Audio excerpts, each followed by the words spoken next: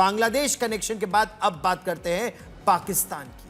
पाकिस्तान की सेना एक बार फिर अपने ही घर में घिरती जा रही है। जिस तरह से बलूचिस्तान में बलूच लिबरेशन आर्मी ने ट्रेन हाईजैक की, सेना के काफिले पर हमला बोला, उसने बता दिया कि बलूचिस्तान तो पाकिस्तान के हाथ से लगभग निकल गया है। लेकिन बलूचिस्तान में भले ही बलोच लिबरेशन आर्मी के हौसले बुलंद हो, लेकिन वहां सुरक्षा में तैनात पाकिस्तान के जवान, पाकिस्तान की सेना, पाकिस्तान के सिपाही वो डरे हुए हैं, खौफ में हैं। बलूचिस्तान लेवीज फोर्स के डायरेक्टर जनरल ने बाकायदा एक लिखित सर्कुलर जारी किया है जिसमें कहा है कि जो सिपाही बलूचिस्तान में पीठ दिखाएगा उसके खिलाफ सख्त कार्रवाई की जाएगी। तो एक तरफ पाकिस्तान की सेना में ही बगावत एक तरह से जैसे हो रही है, वर्दी उतार उतार के उसके सैनिक बलूचिस्तान छोड़कर जा रहे हैं। बलूचिस्तान में सैनिक जान बचाकर भाग रहे हैं और नेता भी खुलकर सेना और आर्मी चीफ का मजाक उड़ाने से नहीं चूक रहे हैं। ये बहुत बड़ी खबर इस समय बलूचिस्तान लेवीज फोर्स के डायरेक्टर जनरल का सर्कुलर आया है कि भागने वाले सैनिकों के खिलाफ पाकिस्तान सख्त कार्रवाई करेगा, क्योंकि यह पाकिस्तान के लिए डिजर्शन सबसे बड़ा इस समय खतरा और चुनौती बन गया है। पाकिस्तान की सेना को आईना दिखाने वाले इमरान खान भले ही जेल में हो, लेकिन वो पाकिस्तान के नेताओं को ऐसा हौसला देकर गए हैं जिसकी मिसाल मिलना मुश्किल है। तो पाकिस्तान की फौज को एक नेता संसद में खड़े होकर याद दिला रहा है कि कैसे उसने बांग्लादेश की जंग में भारत के सामने घुटने टेके।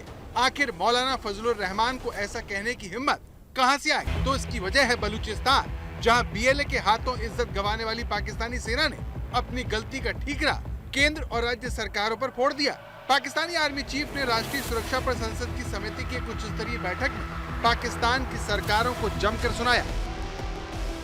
पाकिस्तान कब तक कमजोर शासन के कारण लोगों की जान कुर्बान करता रहेगा?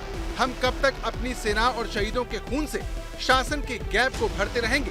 हमें अपनी राजनीतिक और व्यक्तिगत हितों से ऊपर उठकर पाकिस्तान की सुरक्षा के लिए एक स्वर में काम करना होगा। मुल्क की सलामती से बड़ा कोई एजेंडा नहीं, कोई शख्स नहीं।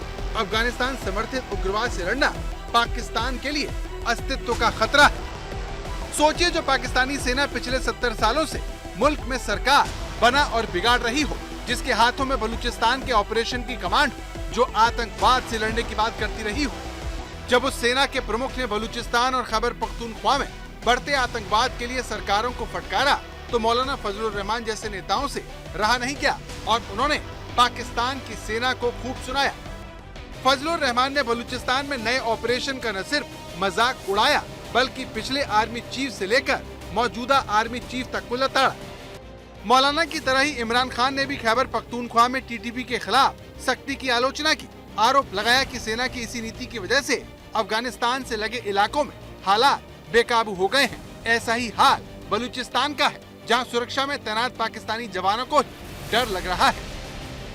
बलूचिस्तान लेवीज फोर्स के डायरेक्टर जनरल एक सर्कुलर जारी कर कहा है कि बलूचिस्तान में पीठ दिखाने वालों पर सख्त कार्रवाई की जाएगी। बलूचिस्तान पाकिस्तान के हाथ से निकल गया है, जहां बलूचिस्तान लेवीज फोर्स अपने हथियारों को बीएलए जैसे संगठनों को दे रही है।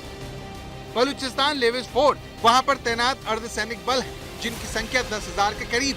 लेकिन बलूचिस्तान में विद्रोह को देखते हुए बलूचिस्तान लेवीज फोर्स में भगदड़ मच गई है।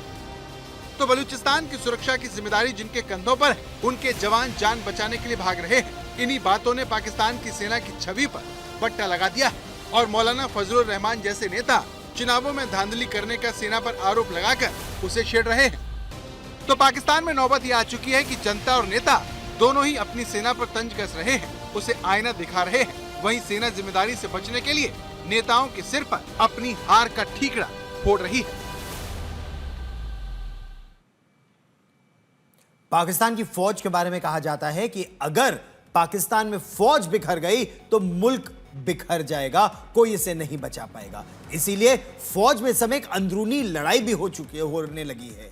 फौज का अगर कोई अंदरूनी लड़ाई झगड़ा आमतौर पर होता है तो उसे फौज दबा देती है, क्योंकि वो जानती है कि पाकिस्तान के लिए यह हानिकारक हो सकता है। लेकिन पाकिस्तान का जो सबसे बुरा सपना है वो लगभग सच होता जा रहा है, और इसी वजह से जो पाकिस्तान के आर्मी चीफ हैं जनरल आसिम मुनीर, उनके खिलाफ बगावत करने वालों में सबसे पहले उन्हीं के एक पूर्व आर्मी चीफ हैं जिनका नाम है जनरल जहांगीर करामत।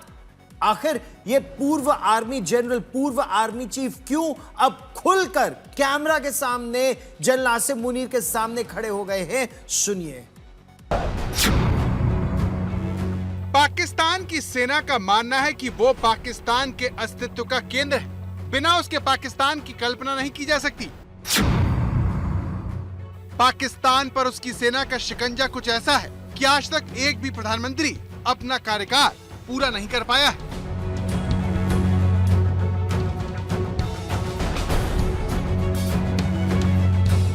लेकिन बलोच लड़ाकों ने जिस तरह से पाकिस्तान की सेना को बेइज्जत किया, उससे पाकिस्तान की सेना को मुंह छिपाते फिरना पड़ रहा है।